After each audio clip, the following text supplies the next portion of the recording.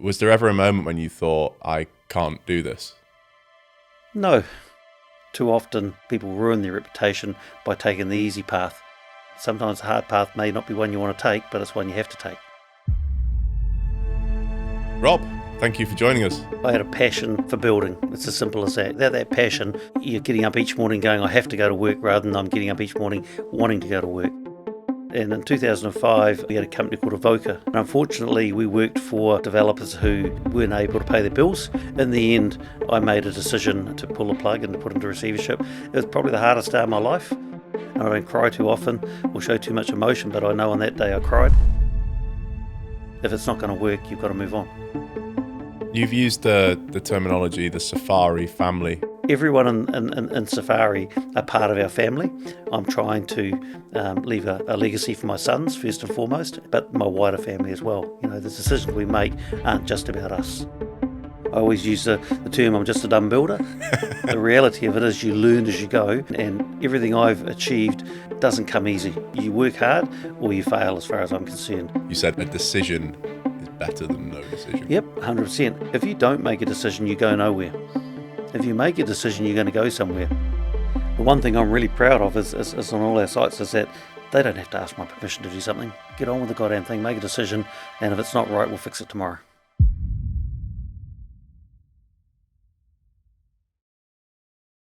Rob, thank you for joining us. Thank you for having me. Really been looking forward to this conversation. I'd like to take us back to the beginning. The 14-year-old Rob who dropped out of school to become a carpenter, I believe. Yeah, it goes back a little way now. So I guess my life, I started, my family, my father was a builder, and sort of, from a very young age, I'd go to work with him. I love rugby, being a sport scenario. I always thought I was going to be an All Black, which is our pinnacle, and but we still had to go to work. And as a 14-year-old, what they call Form 5 was back in the day, or I think that's year 11 these days. The opportunity sort of arose for me to start a carpentry apprenticeship, and sort of I worked through that, and out of my apprenticeship, I was lucky enough to snag a job with my partner of today, and as a carpenter, and then grew from there into site management, project management. Rugby sort of, as much as it was a passion, and I played at a reasonably high level, it sort of became fairly early on. It became apparent that I wasn't going to make the top echelon. So work became more of a focus. I got the opportunity with my partner of today, Steve Taylor, to head to Australia, off New Zealand, and start a company up over there under his ownership, and sort of, I guess, thrown in the deep end. By that stage, I think I was 20. Thrown in the deep end to sort of learn the administrative side of not just building, but paying the wages and the accounts and everything else as well. And spent a few years doing that, and then came home again, and the economy had sort of taken a bit of a downturn, and sort of took a slightly different direction, working for another company. And then a number of years later, linked back up with my best friend today, my partner today, Steve Taylor, and grew from there. So I guess started the journey. I wouldn't say I was the brightest kid at school, probably not the dumbest one either, but the opportunity arose to get a career underway. University probably was never going to be my calling, and I'm pretty proud of probably where I started, I guess. Yeah. How would the conversation go? I think, correct me if you've got two boys, right? I got two sons. That's correct. Yeah. Yeah. So if one of your 14-year-old boys came home and said, "Dad, I'm dropping out of school to go after this, to take a new path," how would that conversation go? Well, it pretty much happened. I've got two sons. One of them is 28 now. Yeah. He did a university degree in property development, and he works within our company. He did a cadetship with us, so through his university, degree, he was also working within the company on site and then in the office. My youngest son is probably a bit more of a clone of me. He is dyslexic or braxlexic, so school was never going to be his calling. They basically at year 12, I think it was with him, he basically left school, so he didn't go to university, and he's 22 today, 23 in a couple of weeks' time, but he at 17, so a little older than I was at 14, but at 17 we pulled him out of school because going to school and continue on at school and university was not going to be for him, and we sent him to Wellington, to one of our projects in Wellington, and he spent 3 years in Wellington and finished his apprenticeship. So he's done the same scenario as me. He's taken a bigger step than I. He's also done a building degree, and by the end of this year, he'll have his building degree finished as well. So it's a by correspondence sort of scenario, but it's a university degree. Pretty hard for him because being braxlexic, dyslexic, you've got to work a lot harder to get those outcomes. But pretty proud of the fact that he was pretty simple discussion with him. He was time for him to leave school. He wasn't going down that path, but I'm pretty proud of the fact that he's not only got an apprenticeship, not only has he'll get a building degree, which will take him a step further than I from an education perspective, but he's now working on site and from a foreman, site manager, sort of learning that next phase so he can grow further. So yeah, I guess by default it's already happened, probably in a different form. Yeah, and it would be great, wouldn't it, to see perhaps more young men maybe taking that route? Yeah, and I think one of the problems that I guess all of, say, New Zealand anyway, I can only really talk about New Zealand, is that a lot of the education system is trying to convince young men and young women to get a university, to get educated, and that's all good. I've got no problem with that, but it's just as important to have the plumber, the electrician, the builder, as it is to have the lawyer and the accountant. So to me, if I look at people that I deal with, some of my best friends are labourers still, or carpenters or plumbers. I don't think you should be measured on whether you've got a degree. I think every young man and young woman should work as hard as they can to put a base under them, be that a trade, be that a degree in some form, but having a base is like a house. You got a bad foundation, the house falls down. Got a good foundation, the house will be there forever. So yeah, I think that's certainly something that as a country we encourage, or need to encourage, should I say. It's something Safari over the last few years have focused on cadets and people coming through. In the current economic environment, we're probably more focusing on people who know what they're doing rather than educating today, but that'll come back again. Yeah, I think, and I probably hope that'll be quite a big change over the next 5 to 10 years. And it's interesting seeing how sort of technology and AI in particular is probably more likely to take the jobs of the programmers, the junior lawyers, the junior accountants, as opposed to those people who've pursued trades. So yeah, I agree. I think though that AI, being what am I, 58 now, so I obviously understand computers and that that technical side, but through what I've gone and done. But the reality of it is AI, I haven't embraced. But as a company, I think if you don't embrace AI, you're going to get left behind. And as a company, we're embracing that at the moment and having a bit of a play. And it's ironic to watch the younger members within our team versus the older members. And to be honest with you, none of them have really embraced it to date. They've had a little bit of a play. Everyone plays with it in the different parts of their social life, but we've not embraced it. But it's interesting to watch even the older people within our company who've had a play on ChatGPT and some of those things we're sort of trying to, I guess, encourage at the moment, and how they're looking at, wow, that is interesting. But we also got to be aware of our own pathway as well and embrace that ourselves as well. Completely. Those early years you had on the job sites in New Zealand, in Australia, and clearly as well, your current partner must have seen something in you all those years ago to kind of take you over there and give you the responsibility that he did. But what did that upbringing teach you about work, leadership, and people? I think first and foremost, you've got to have a passion for what you do. had a passion for building. It's as simple as that. My father was a builder. I loved going to work with him on a Saturday or in the holidays. And so you've got to have a passion for what you do, would be the first thing I'd say. Without that passion, you're getting up each morning going, I have to go to work, rather than I'm getting up each morning wanting to go to work. If I look at my life, I'm up at 5 every morning. I'm in the office by 6. I love it. Absolutely love it. I think that passion is probably the most important part. And from there, once you've got that passion in the industry I'm in, the construction is one part of it, but the development, or the property development, is the other part. And it's having the confidence to back yourself to make those decisions which put you at risk. You're putting your whole life and your whole asset base you work for on the line on a daily basis for what you do. But you make those decisions based on common sense. And that's what I've looked at in everything I've done. It's common sense, and it's not over committing yourself. It's putting yourself into a place where you can succeed. You can live through.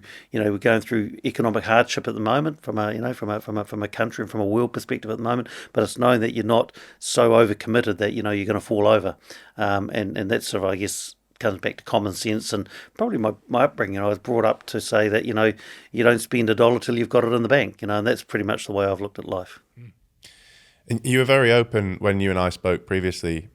You were very open about an experience you had in 2005 with a company. Yes, yes. Closing. Could you just tell us about that? Yeah, so I mean, I grew up as a carpenter and grew through where I went, and in 2005, my partner of today, Steve Taylor, and another gentleman by Mike McEwen, we had a company called Avoca Construction, and unfortunately, we worked for a number of developers who weren't able to pay their bills, and we had to put that company into receivership. There was a few other things that were going on. Steve didn't really want to be there. He wasn't enjoying where we were. Mike had some personal tragedy, and so he was struggling to be there. And so in the end, I made a decision to pull the plug and to put into receivership. It was probably the hardest day of my life. I love my father, but my father is someone who comes from the older generation, and I know he loves me. He's passed away since, but I know he loved me, and I know that he was proud of me, but he could never say that. And I remember, I like to treat myself as a hard and sort of construction rugby sort of a Kiwi bloke, and I don't cry too often or show too much emotion, but I know on that day I cried, and it was when I rang my father, in actual fact, and said, "Look, Dad, this is what we're doing," and I didn't get much emotion out of him, and it was it sort of broke me somewhat. But I then spent the rest of the day making phone calls, apologising for what we'd just gone and done, and that probably put me in the biggest stead in moving forward. And I then spoke to a gentleman, and I won't put a name to him, but I spoke to a gentleman who I see as like a second father to me, someone that I'd known for a lot of years, and he made quite a statement to me. And he said, Rob, he said, guess what? You get another chance tomorrow. You get to wake up tomorrow, you get another shot at it. Get out there and have a go. Don't sit back and wait for it to happen. Don't sit there and dwell on it. Don't sit there and and live in what if. Get out and have another go. And that's probably, to be honest with you, one of the main reasons I'm here today. There's a few sort of key moments in your life, but that would be one of them. This particular gentleman, and I've got a lot of respect for him. And I talk to him sort of regularly, once every 6 months or so, and he just sort of said, you get another shot at this tomorrow, have another go. And that's where we went to. But yeah, sad, but you learned a lot too. You also learned from that to control your own destiny. At that point, we were contracting, working for everyone else, and we were trying to get to be a developer, working for ourselves. So today, I don't work for anyone else. We only create our own developments, build our own developments. We control our own destiny. If I don't pay the bill, guess what? I've got only one person to blame, and that's myself. Controlling our own destiny is what I learned out of that as well. Thank you for being very open about the experience with your father as well, and him perhaps not being there in the way you would have liked him to be there at that point. I think that's probably something a lot of sons, unfortunately, experience. How did that impact you in terms of the way you are with your boys, and even the way you might manage your senior team? maybe I just stick my blood family, my sons and my wife and my granddaughters at the moment. And I've only got two sons. One of my sons has had two daughters, and that's been quite. I'll come back to that, but I know in myself that I'm a clone of my father, and I know that I struggle to give my sons a hug and say, well done, and I'm proud of you. I know that. I know they know that I'm proud of them. It's probably a work on for me, and it's probably a failing of me in their lives. But I also know that I try. I try as hard as I can, but it's probably, I don't know, I guess I'm a clone of my father in that way. I hope my sons can do it differently to I. I know that their mother is a lot softer than I, and so hopefully that sort of works better for them. But it's ironic. My oldest son's got two daughters, Abigail, which is 5, and Sophie, who's 3, and I've become a soft touch with my two granddaughters. I think if I'd had daughters, I might have been slightly different how I looked at life. And I think as fathers, we are definitely a lot harder on our sons than what we are, what I've discovered anyway with my two granddaughters, and I do get it. They do give me a hard time about that, to say they've got you around their finger, and they're right. I think that's just my personality. When I go to my family, my wider family of Safari, we've got people in Safari. My financial director, Ian, he's been with me 27 years. My PA, Renee, she's been with me 12 years. Her granddaughter did a cadetship there. My chief quantity surveyor has been with me 30 odd years. His son's now a partner in the business. His daughter did a cadetship there. My construction man has been with me since he was an apprentice. Many years. Everyone in Safari are part of our family, and we try to. Look, there's always a hierarchy. There's always everyone knows that that we've all got to achieve, but we try our best to ensure that people see Safari as a safe haven, as their safe haven. So it's important to me because at the end of the day, we've had choices in life as to what we want to do and when we want to do them. And to me, I'm trying to leave a legacy for my sons first and foremost, and my family, but my wider family as well. The decisions we make aren't just about us. Yeah. Just going back to 2005, company had collapsed, and you were obviously thinking about what to do next. You had that very helpful discussion you mentioned. Was there ever a moment when you thought, I can't do this? No, I've always been quite a confident person. I think if you look at 2005, we went from there. I was lucky enough to have saved a project called the Herd Building, and I had two partners in that who were financing it. And that was sort of, I guess, my leverage. What it gave me the opportunity to do was to re-engage with the people that have maybe been affected by the collapse of our company, Avoca, earlier, and to regain their trust. That one discussion I had on the day that we pulled the plug on Avoca was, you get the opportunity to have another go tomorrow, which in turn you have the opportunity to say sorry tomorrow. You have the opportunity to reward those that have supported you tomorrow.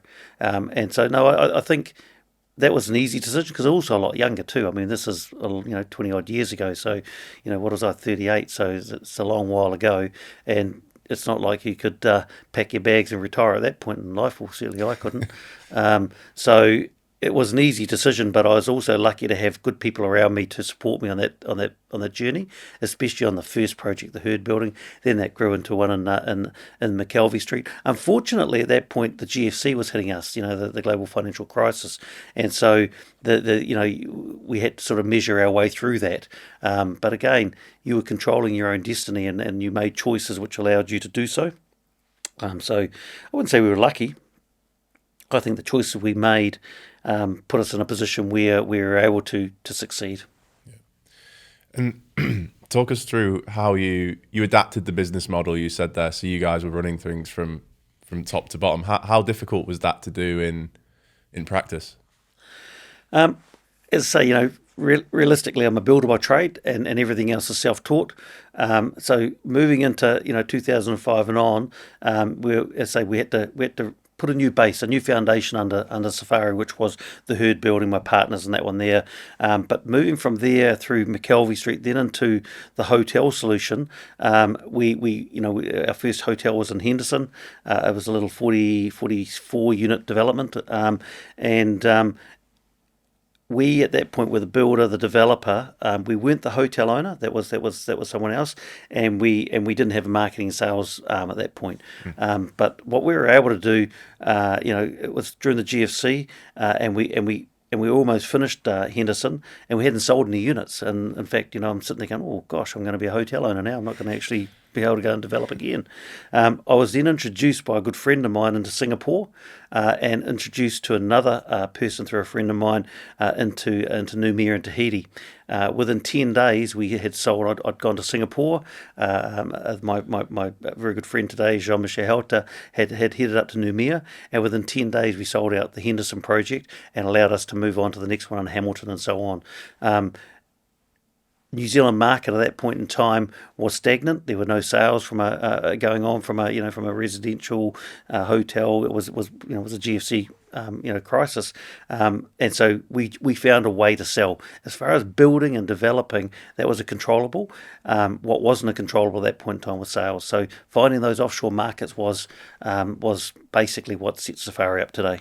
Yeah, is that still a sort of key part of your revenue income? Is it foreign markets? COVID slowed that down. So if we look at it today, we did quests back in that earlier days, and we moved into a Wyndham product. We've done 17 Wyndham properties over the last 15 years, and they go from Ramadas to La Quintas to Trips to Wyndham Gardens.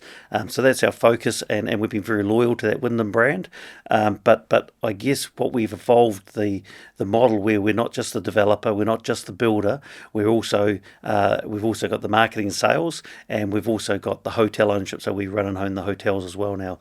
We did have a finance entity, but I didn't enjoy that, and I've exited that, and I have a hospitality entity, which is more of a by default, having restaurants and cafes.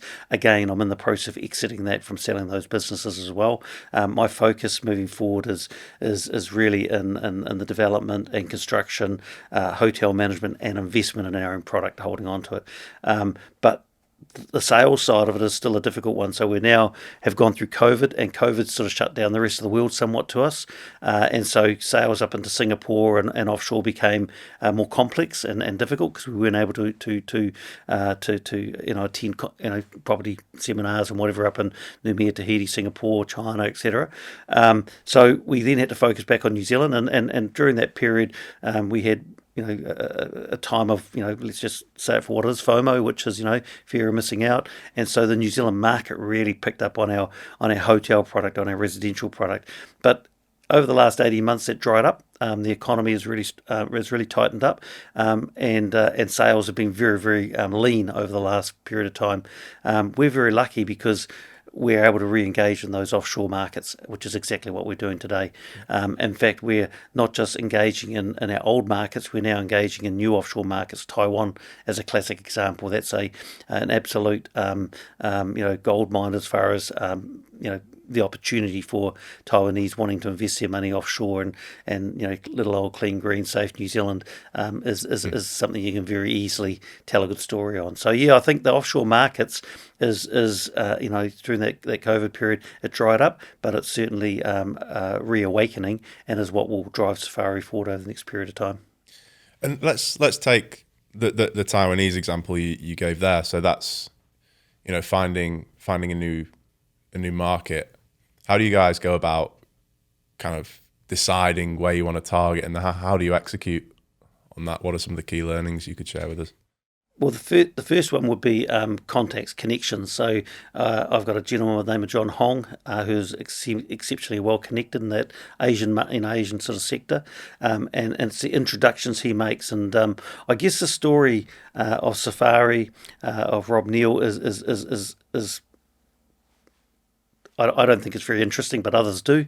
And it's actually a good story when you start talking to some of these offshore markets. For example, the people who are going to take us up into Taiwan, they did their own homework on safari and Rob Neal, and found a little tidbit story about a safari, how we named ourselves, and it excited them. And that's the reality. I think going offshore is about telling a story. It's about gaining confidence in the market you're playing in. Remembering that New Zealand developers have been offshore for many, many years, and some of them haven't done such a good job, and they leave a bad taste in the market of those people offshore. But the thing that I've always found in Southeast Asia, specifically Singapore, Taiwan, we've been there once before, is that they are very much about tomorrow, not yesterday. So they might have been affected by yesterday, but if you can tell the right story and show with history as to what we've gone and done, you can generally get confidence in those markets and move forward. So I think the first and foremost is that Rob Neal and Safari can't go up into Taiwan on our own and sell product. We've got to have the best connections, and I think we've invested in those, and we've got people not just invested in those who believe in what we do before we go there. Yeah, and personal branding of the founder CEO is vital, as you've just sort of alluded to in those stories. And I don't know if you see yourself as a kind of personal branding expert, but you've clearly done something very well. So how have you gone about building that kind of personal brand around yourself? Well, if you take me, I haven't done anything to build that brand. I've just lived my life. When Avoca fell over in 2005, I wouldn't say that I hid, but I certainly didn't go out in the market telling people what I was doing, because the reality of it is, I affected some people with pulling, with putting Avoca into receivership. So it wasn't for me to go out and rub their nose in the fact that I found another pathway to move forward. It was about moving forward, taking them on that journey and regaining their confidence and trust. So to me, I've done nothing. What I have done, though, is I've got a very strong marketing team around me and young people who, over the last 5 years, who've been involved in creating a branding and an awareness of who we are. I've, again, tried to stay away from a lot of that, media attention. So, I might walk into a room, 90% of people won't know, 99% of people won't know who I am, because my face isn't out there very, very much.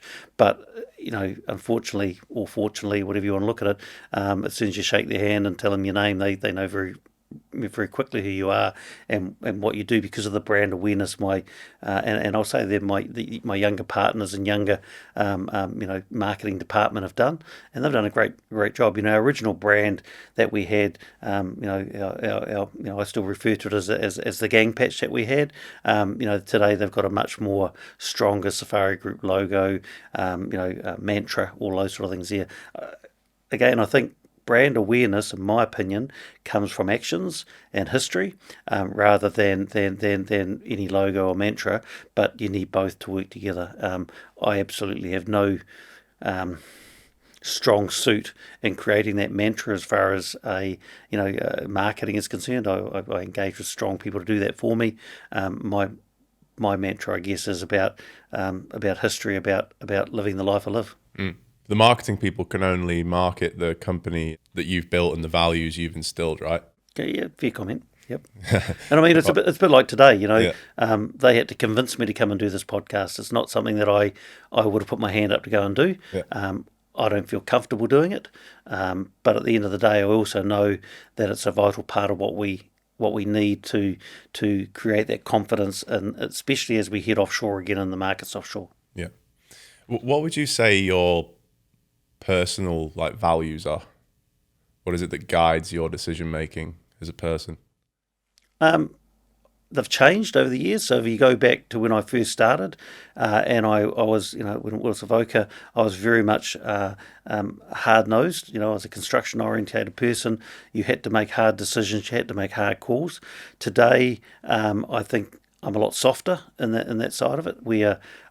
What's probably more important to me today is relationships and loyalty.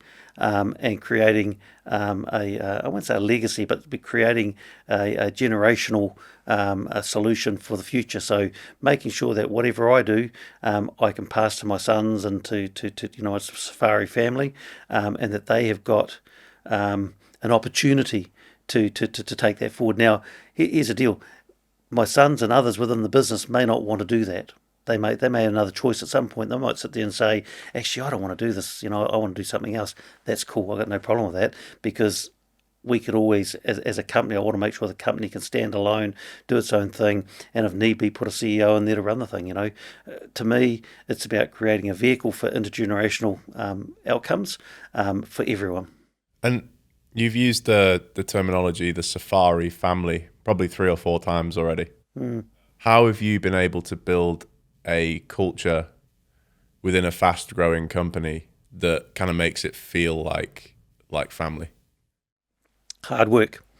So as I said to you earlier on, I'm probably one of the first. Well, I'm not the first. My PA is always the first. She always beats me to work. Even this morning, I arrived at just after 5 this morning. She still beat me. So the point being is hard work.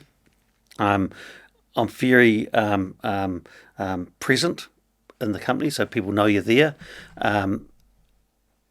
So that's, I guess, the way I've always looked at my life. I'm not the most intelligent human being going around. I always use the term I'm just a dumb builder. The reality of it is you learn as you go, and everything I've achieved doesn't come easy. It doesn't come easy. You work hard or you fail, as far as I'm concerned.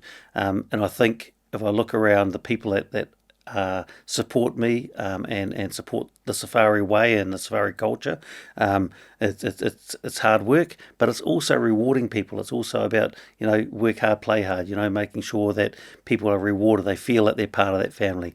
It's also when they come up in the morning, say hi Alex, how are you? Have you had a good day? I'm not good at that, by the way, but Renee, I've got others that are good at that.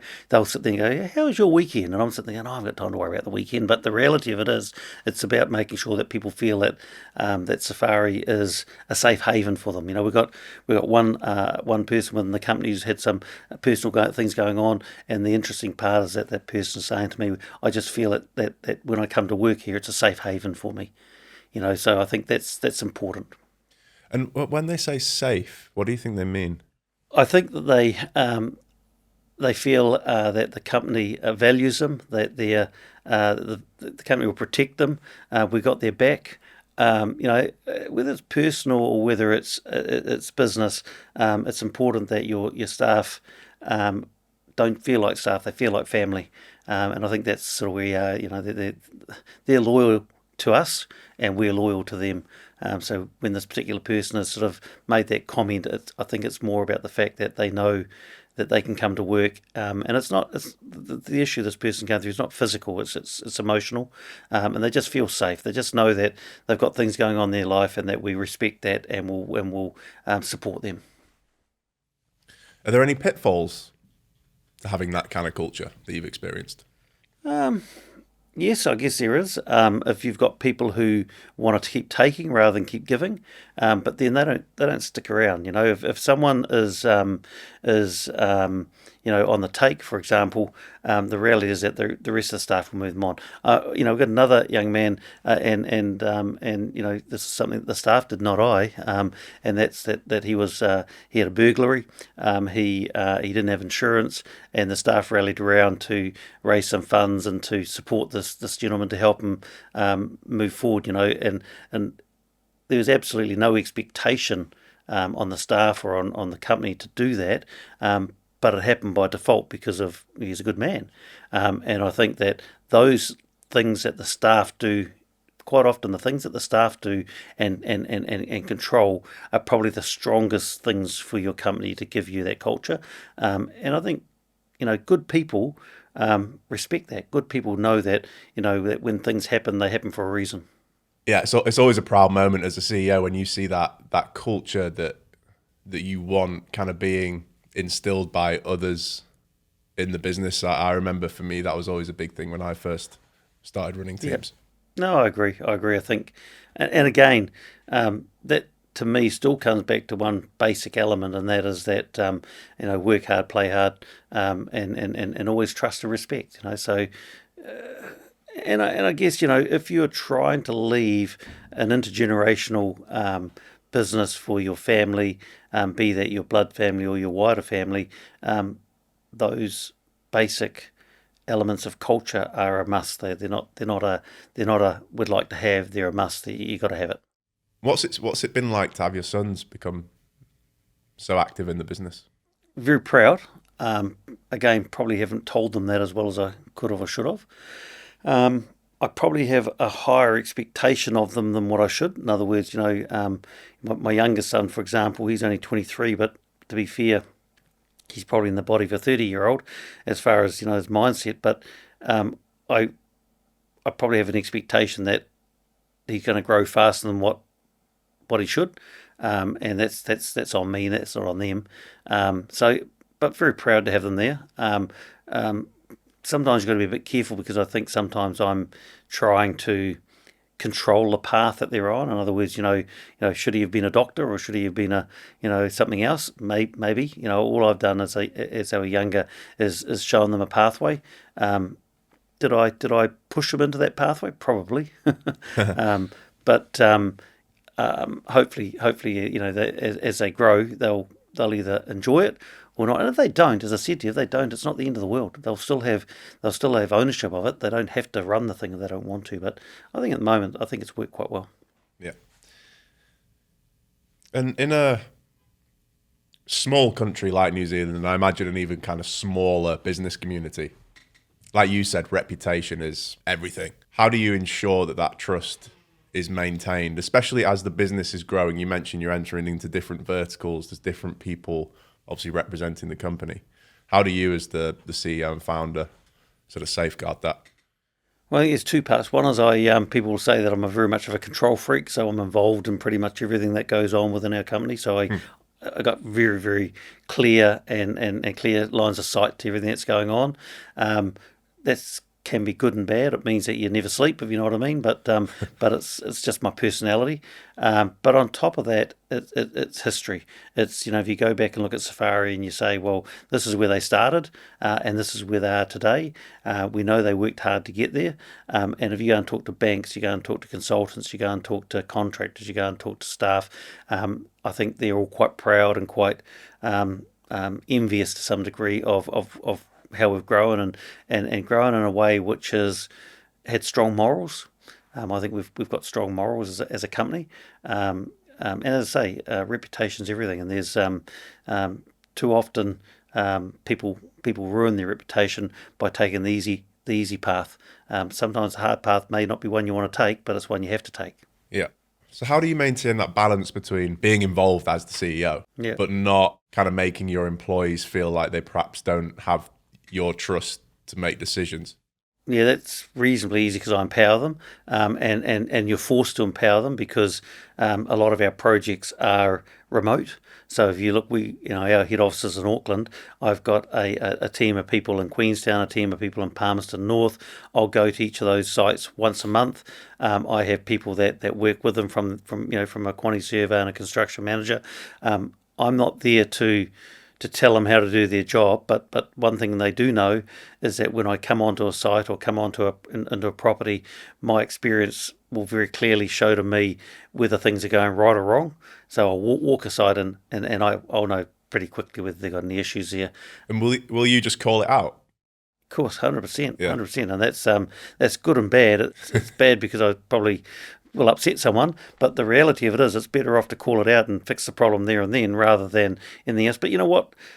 Everything we do in life, especially in a building, there's 10 ways of skinning a cat. That's a simple. Just because I say to get from A to B, I'm going to do this, there's 10 other ways of doing that, and you've got to respect that.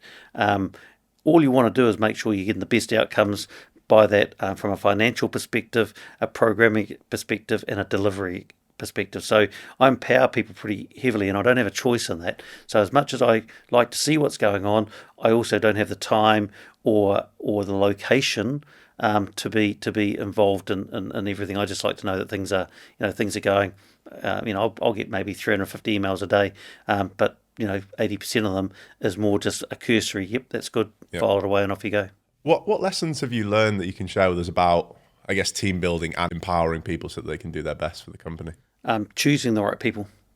I think, putting the right people around you. I'm lucky that I've got people around me that have been with me at like Ian being with me 27 years. So it's 27 years ago I made the right choice to have that financial controller in place, and he's still there today. So I think it's choosing the right people, and some of that's not just me. Some of that will be Steve Taylor, and he was very good at choosing the right people, and putting the right people in the right places. And so he's been a major part of the journey that I've been on, because where I might have been head to the grindstone, he was actually making sure we had the right people in front of us. And then from there, we were very different with hours we worked, but we both added value to the company. We both respected each other in that way, and so having the right people around you is fantastic. And even better than that, having the right people around you will ensure that people that come on and come into our family are also correct for the environment. Yeah. And let me dig into that a little bit. When you say the right people, I presume that's not just people who make you feel good. What do you class as the right people? Someone with the right culture and the right morals. Building a building, or doing quantities, or being an accountant, you can teach that to anyone. That's the reality of it. I don't. When I draw down on interviewing someone, I'm interested in their personal life. I'm interested in how they'll fit into our family. I have no interest in worrying about whether they can knock a nail in, whether they can, put up a tower crane or whatever. I leave others to look at that technical side. I'll sit there and say, Richard, well, technically, is he going to be able to do? He or she going to be able to do the job? And everyone gets put in front of me for me to tell them who Safari is, who we are, and what we expect. And 9 times out of 10, most people who are looking for a job are looking for a family. They're not just looking they're looking for a future. Most people that all good people that you want, and so that's what I search for, and that's what Steve used to search for as well. People that want to be there for not just work reasons or money reasons, but for a long time. Yeah. And so to this day, you're doing the vast majority of kind of final interviews. Correct. So to this day, I'll still be the one that probably has to give the tick off on someone coming in, purely because, again, I have no desire in having idiots come in and ruin our culture. I want people that want to buy into that culture. We had a gentleman we employed, and you don't always get it right. Okay, so we had a gentleman we employed for our Palmerston North site, and he was in Auckland, and he gone through different things. He wanted to come into that family for a whole of reasons. He knew exactly what he was getting into, but within a month he decided that wasn't for him, and that was frustrating because I thought we'd actually gone down the right pathway with him, and I get a bit annoyed about that. But the reality of it is, if it's not going to work, you've got to move on. What's imagine, because you've done so many of these now, what's a favourite question that you like to ask to kind of give you an insight into someone's character? I probably, when I'm interviewing someone, or not interviewing, when I'm getting to know someone, I want them to get to know me. I want to promote Safari and the Neal family and who we are, and then watch their reaction to that. And if you get a strong reaction to that, where they say, and you can see, in their heart they want to be there, then you go further. Tell me a bit about your family, tell me a bit about your wife, tell me about your children, those sorts of things from there. But I think the way I normally do is I'm looking for a reaction rather than words, because reactions are probably more telling than someone putting some words to something. Interesting. And have you sort of done reading on like body language and things like that, or is it just kind of a gut instinct that you? No, just a gut instinct. I mean, I've no idea about that stuff. I mean, I'm a dumb builder. Something else you said when we last spoke was a decision is better than no decision. Yep, 100%. And as I said to you, there's more than one way of doing everything. There's 10 ways of skinning a cat. There's so many sayings that go with it. But to me, even if you make the wrong decision, you get the opportunity to get up tomorrow and correct that if you make the wrong decision. And that's, again, a learning I had, many years ago. And that is that if you don't make a decision, you go nowhere. If you make a decision, you're going to go somewhere. It may not necessarily be the right direction, but you get the opportunity to turn to redirect that car again tomorrow. So, to me, making no decision takes you nowhere, and that's why I talk about empowering my guys on site. There's 10 ways of doing something. Make a decision and go there. Yeah. If you didn't quite get it right, we can fix it up tomorrow. Yeah. You learn, right? Yeah, and I think, look, I don't think that the way I live my life is any different to most others in our industry. I think everyone knows that those basic elements, that there's more than one way of doing something, make a decision, get on with it.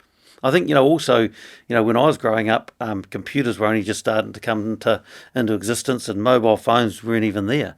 So we had to make decisions. When I was a carpenter on the site, you had a landline, but you couldn't really contact anyone, or you had an RT in your truck. You didn't have a mobile phone. And when you were building something, you had to make a decision. Because if you didn't do anything. Yeah. Today, there's too much opportunity today with texting, with phones, with all the other bits and pieces go for people to say, I'm too scared to make the decision, I'll ask someone else. The one thing I'm really proud of is on all our sites is that they don't have to ask my permission to do something. Get on with the goddamn thing, make a decision, and if it's not right, we'll fix it tomorrow. Something else you're deeply passionate about, you mentioned rugby a few times, but obviously getting actually actively involved in the local sports community. Why is that so important to you, and how does that intersect with the sort of personal and business values you have as well? Well, first and foremost, it's a passion from probably of every New Zealand young man as they've been growing up. They want to play the national sport, they want to represent their country. So I think that's the first and foremost scenario, and some people are better at it than others, and so on and so on. But the one thing about rugby that I like about our sport, it's a team sport. It's 15 players on the field, and you'll have your speedy outside backs, but you'll have your more sort of dominating front row forwards. But everyone needs to know what they're doing. So if there's a particular move that's going on, the slower front row forward knows that he's down the middle of the park, and the wily back sort of running around, but he's still going to end up in the middle of the park. So to me, rugby's about a sport, it's about a team, and it's about everyone knowing what's going on. So I take that same philosophy into how our company is. It's a family, it's a team, and we all need to know what's going on. And then from there, you sit there and go, well, I didn't become an All Black, so I then wanted to live through my sons. So I thought, I'll coach them, and maybe they'll be an All Black, and I can live through them. Well, that didn't happen. But I remember going to the rugby club when my oldest son was 4, and said, look, I'd like to help, coach, or whatever you want me to do. Probably the biggest mistake I made in that discussion there was or whatever you want me to do. I should have just stopped at coach, because from that point on, I ended up coaching his team, and ended up being on the committee, and ended up being on the board at the rugby club for a whole heap of reasons, and have been on that board for over 20 years now, and the board chairman for 14. So things you grow, obviously, but there's always a start point, and the start point from a sporting perspective is it's a team sport, it's a family sport, and from my perspective, I really enjoyed having my sons. It's also another engagement for me. So you get away from work, and you got 2 young sons playing rugby, and I was coaching both of them. But it forces you out of the office. It forces you back to spend time with them. It forces you to do that on a Saturday with them. We had a trainer, and I'm a bigger fella, and I need to sort of get a trainer to try and help keep my belly down. And not that works too well, but so as the kids were young growing up, we had 2 nights a week where I was forced to get home. So we'd have a workout. So we had a personal trainer who come at home. So for me and my wife and my 2 sons, and that was outstanding, because it actually gave you a chance to spend more time with them. And for me, I probably needed some of that structure to force me to go. Not because I was needing to be forced to spend time with them, but to force me out of my office and out of my workplace back into my family. And I think that worked quite well. Did I give them everything they wanted as growing up? Probably not. Luckily they got a good mother who's done all of that. But I was always at work, working hard. But having the opportunity to coach them at rugby, and then to be involved in another with a personal trainer, I think was outstanding. I enjoyed it. Yeah. Just talk to our audience a bit about, I think the All Blacks in particular, it's an incredible kind of sports team with a history and a heritage. And for such a small country to be so good. How How did that become established, and how much has that impacted just culture in New Zealand generally, having this kind of pinnacle at the top, which is the rugby team? Well, I think rugby, look, it goes way back. It goes way back to, the Invincibles and so on. But I guess, it goes back to war days where, you've got your diggers back and all that sort of carry on. But from my perspective, looking at rugby and what it means to us, it's about creating a competitive nature within you. So, you want to win. That's the first thing. You go out there and you want to win. So it creates a competitive nature. And I just think that as a country, we have been winning for so long on the rugby field, and others are catching us up, obviously, but we've been winning for so long that it continues to maintain that competitive edge that we have. And then you take that into your business, you take that into the club that I'm involved with is Pakuranga United Rugby Club. It's one of the biggest, if not the biggest, rugby club within New Zealand. It's a business. Okay, it's a business, and it's now no longer a rugby club. It's also a sports club. It's a community hub, and so that's been my focus there. It's not just about rugby anymore, because young men and young women have choices. They don't have to play rugby. So you sit there and go, well, okay, well, why don't we look at basketball, netball, baseball, badminton? Then you get the basketball player, and he's a big tall fella, and you sit there and go, hey, why don't you go and have a crack over there? So it's giving people opportunities as well. And having been on the board at Pakuranga for, in excess of 20 years and board chairman now for 14, realistically, they should have kicked me out a long time ago, but we're in the process at the moment of a massive expansion and a change in culture. And again, culture again. If you look at our rugby club, it's one club, one culture. It's live local, play local. It's creating a culture now, not just for rugby. There are numerous sports, and our club is spectacular from a business perspective.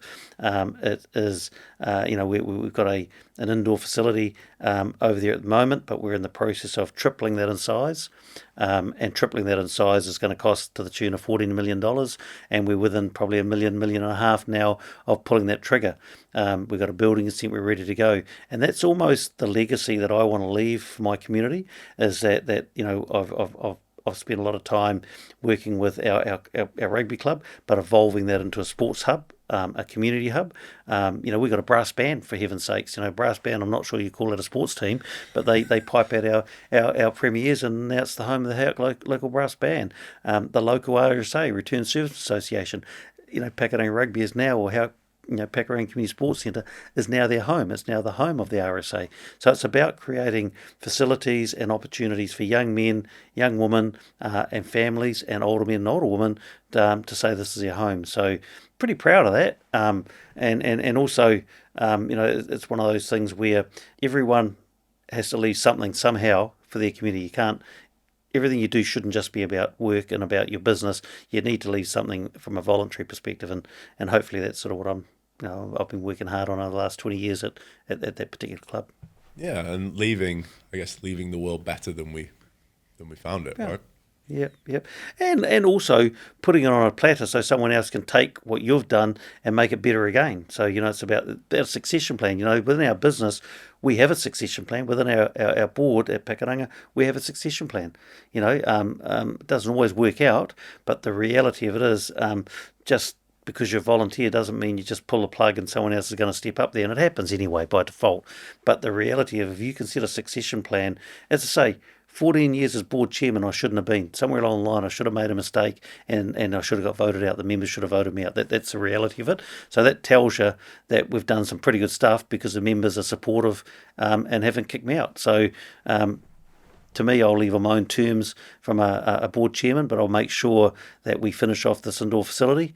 I'll make sure, and it's delivered and operating, and I'll make sure that I've got a succession plan with the right young man, young woman coming through to lead it to the next level. Yeah, completely. And I think that's maybe doesn't get spoken about enough. That's the sign of a real top class leader, is that someone else can come in and actually take it to the next level, because it shows that you've built something enduring that's not just about kind of you as the person. I think it's a real sign for someone who's built a strong culture.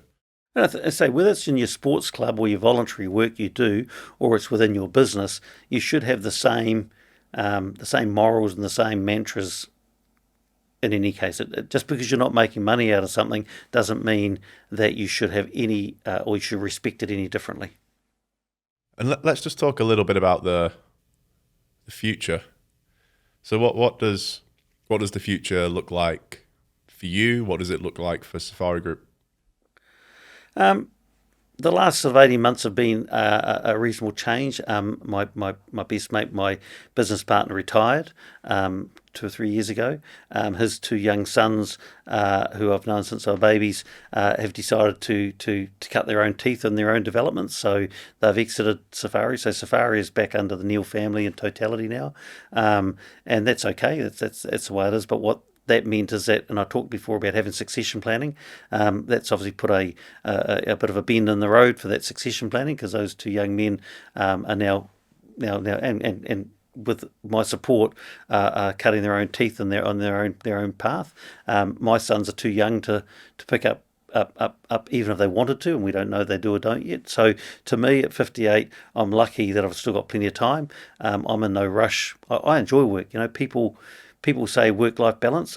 Work and family and life to me is one. It's all part of what I do. I enjoy getting up and going to work. I think if I was retired and sitting at home, I'd probably end up in divorce court. I don't think my wife would like me that much. So the reality of it is I enjoy what I'm doing. I've got the next sort of 7 to 10 years to make sure that I've got a new succession plan in place to take it forward, and that's sort of my goal over the next period of time.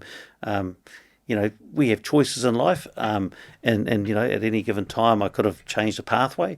But to me, I think that the journey that Safari is on is only starting. We've got a pretty good history to date, but I think it's only starting. I think there's so much more excitement out in front of us, and I'm really excited about what that looks like in the future.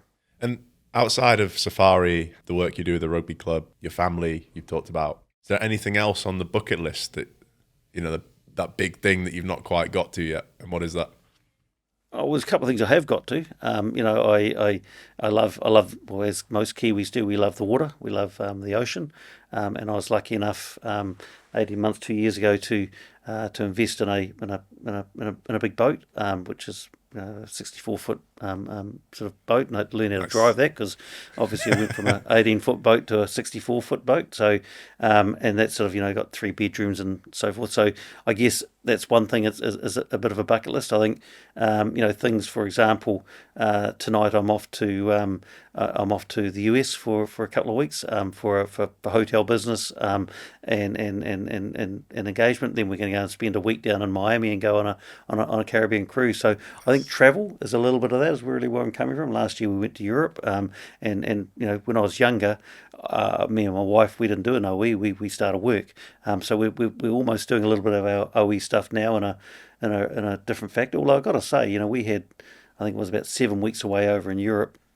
And we're so happy to get home. It was, don't get me wrong, we had a fantastic time, but we were over it. We were ready to come home to New Zealand and do what we do. Some people sort of say that we're predictable. You go home at night and you do. I go to the restaurant I go to is the one I love, and I'll go to it every time rather than go to one I don't know because I'm not prepared to take the risk. So to me, that's sort of, I guess, in my bucket list, is that to be predictable, but to experience different cultures, different things that we haven't done. That's probably about where that is. I mean, there's not a lot of time left in the day when you've got work and you've got rugby and you've got family and there's not a lot of hours left to go and do anything else anyway. Rob, thank you so much for today. It's been really inspiring to learn about your journey from the 14-year-old boy to the CEO and founder of a company turning over hundreds of millions of dollars in revenue. And I think that culture, that legacy you've been able to build at the company will stand the test of time. And yeah, congratulations on everything you've achieved so far, and looking forward to seeing what you guys do next. Well, appreciate it, and thank you for having me on. And there we have it. Rob Neal, CEO of Safari Group. What a fantastic conversation. If you enjoyed today's episode, please like, subscribe, or leave a comment. Even more importantly, if you know someone who could benefit from the wisdom that Rob shared with us today, please share the episode. I'm David Jepson, See you again next time for CEO Behind the Scenes.